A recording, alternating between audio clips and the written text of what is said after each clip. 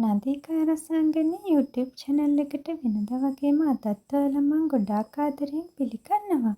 මම අද ඔයාලට හදන්න යන්නේ කුකුල් මස් සම්බෝලයක්. මේක කල් තියාගන්නත් පුළුවන්. ඔයාලට කාට හරි යවන්න ඕන නම් හදලා යවන්නත් හරිම හොඳ කෑමක්. ඉතින් මගේ මේ වීඩියෝ එකට ඔයාලා කැමති නම් subscribe කරන්න, like කරන්න, ඒ වගේම යාළුවෝ අතර share කරන්න.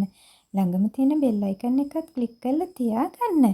ඉතින් අපි බලමුකෝ අපේ කුකුල් මස් සම්බෝලේ හදාගන්නේ කොහොමද කියලා. මගේ චිකන් ටික හොදලා අරගෙන තියෙනවා. සිඹල බික් තුනකුත් එකතු කරගෙන මිරිස් කුඩු හැන්දක්, ලුණු කුඩු හැන්දක්, ගම්මිරිස් කුඩු හැන්දක්, තුන් පහ කුඩු හැන්දක් එකතු කරලා වතුර ටිකක් දාලා අපි මේක තම්බ ගන්න ඕනේ. දැන් අපේ චිකන් ටික තැම්බීගෙන එනකොට අපි වෙනම භාජනයකට ඒක ඉවත් කරගෙන නිවෙන්න තියලා කුඩා කෑලි වලට අපි කඩා ගන්න ඕනේ. මේ වෙලාවේ කටු ඉවත් කරගෙන ඔගොල්ලෝ කුඩා කෑලි වලට වෙන් කරගන්න. දැන් අපි වෙන් කරගත්තු කුඩා කෑලි වලට වෙන් කරගත්තු අපේ කුකුල් මස් ටික තෙල් ටිකක් ලිපේ තියලා අපි ඒක තෙලට දාලා බෙද ගන්නවා.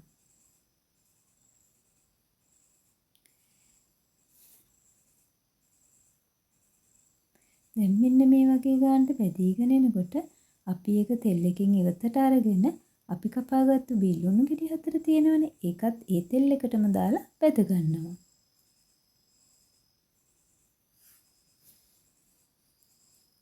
මෙන්න මේ වගේ ගානට බිල්ලුණු ටිකත් බෙදීගෙන එනකොට අපි කුඩාවට කපාගත්ත සුදු ලුණු බික් 6ක් මේ ආකාරයෙන් බෙද ගන්නවා. දැන් මම කපාගත්තු කොච්චි මිරිස් කරල් 4ත් මේ විදිහට බෙද ගන්නවා. කරපිංච ටිකකුත් බෙද ගන්නවා.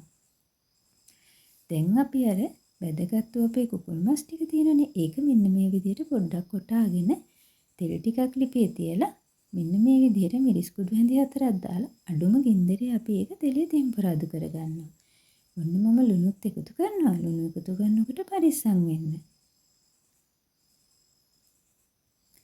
දැන් අපි ඒ සියල්ලම කලවම් කරගෙන බෙදගත්තු කුකුල් මස් එක තියෙනවනේ කොටාගත්තු ඒ ටිකත් එකතු කරලා බෙදගත්තු ලුණු, සුදු ලුණු, කරපිංචා, කොච්චි මිරිස් මේ සියල්ලමත් එකතු කරලා හොඳින් කලවම් කරගන්නවා.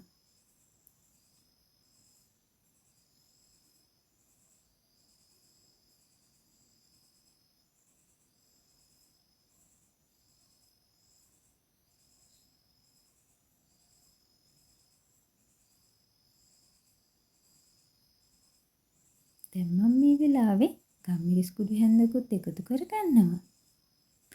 දැන් මේ සියල්ලම අපි හොඳින් කලවම් කරගමු.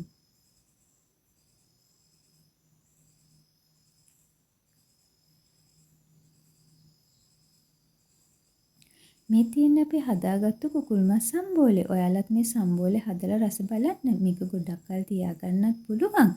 පිටරට ඉන්න ඔයාලගේ නෑදෑයන්ට කාට හරි යවන්නත් මේක නම් හොඳටම රසවත් කෑමක්. ඉතින් මගේ වීඩියෝ එක නරඹපු ඔයාලට ගොඩාක් ස්තුතියි. නැවතත් මෙවැනිම වීඩියෝ එකකින් හමු වෙමු. ඔයාලා සියලු දෙනාටම යහපත් හෙට දවසක්.